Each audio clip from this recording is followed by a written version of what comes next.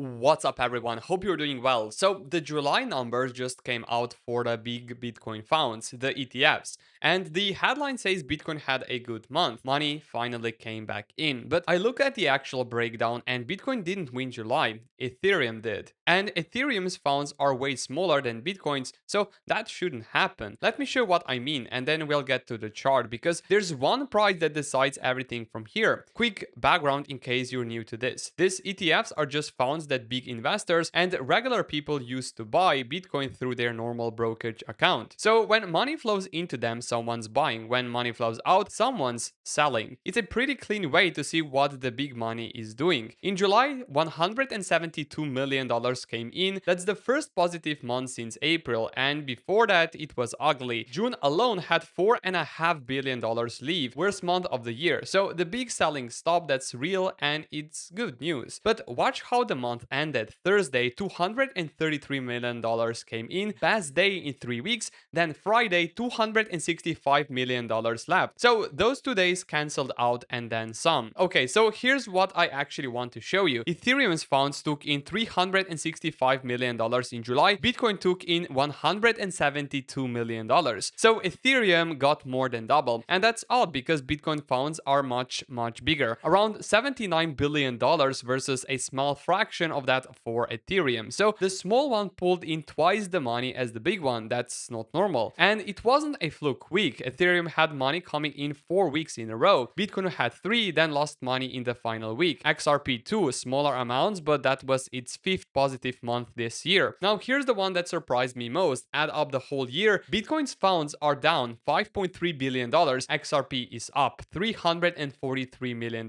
So the riskier stuff is making money this year. The safe one is losing it. That's the part nobody's talking about. And there are 2 ways to read this, so let me give you both. The bad version, money isn't coming into crypto, it's just moving around inside it. People are grabbing the beaten down coins hoping for a bounce, while quietly selling Bitcoin. If that's what's happening, Ethereum looking strong is actually just Bitcoin looking weak. The good version, and this is the one I lean toward, this is normally how a recovery starts. When everyone's scared, money goes into Bitcoin first because it feels safest. Then when people start feeling braver, it moves into Ethereum, then the smaller coins. So Ethereum getting money first isn't a problem. It means people are getting confident again before the price shows it. And here's how we will find out which one is right. Watch August. If Bitcoin and Ethereum both take money in, that's everyone getting confident together. Really good sign. If Bitcoin starts bleeding again while Ethereum keeps growing, then people are just leaving Bitcoin. Very different story. Quick one, but it matters. That big Thursday where 233 million came in, BlackRock alone was 183 million of it. That's almost 80% from one company. So basically one huge buyer is holding up the whole thing right now. And when it's one buyer, the second they stop, the number goes negative, which is exactly what happened the next day. And here's the bit that shows how thin it is that money left on a really quiet trading day. Normally we see $4 or $5 billion of trading. Friday had about 2, so it was a slow day and it still wiped out everything Thursday brought in. It doesn't take much to flip this right now. Price, and this is the important bit. Bitcoin is at $65,552 and we've come back up from $63,000 earlier this week. So price is going up while the fund money got worse. Little bit of mismatch there, and I'd rather have it this way around. $65,000, we're right on it. That has been the fight for weeks. It used to be the ceiling, now it's trying to become the floor. What I want is a full day to finish above it, not a quick poke above it and drop back. The day has to actually close up there. A quick poke means nothing. $68,000, this is the big one. It's an average line that tracks the last 200 weeks, and here's why it matters. Every single time Bitcoin has bottomed in a bear market, it's happened around this line. We've been stuck under it this whole time. Get above it, and I think the whole picture actually changes. And there's the $72,000, the next target after that. $62,000 on the other hand, this is where I'm just wrong. Every dip lately has stopped around here. If we close a day below it, the pattern of high lows we've built since June is broken, and I'd rethink everything. Quick momentum check. RSI is basically a pressure gauge. It shows if buyers or sellers are pushing harder. It's at 43, which is middle. Nobody's pushing hard either way,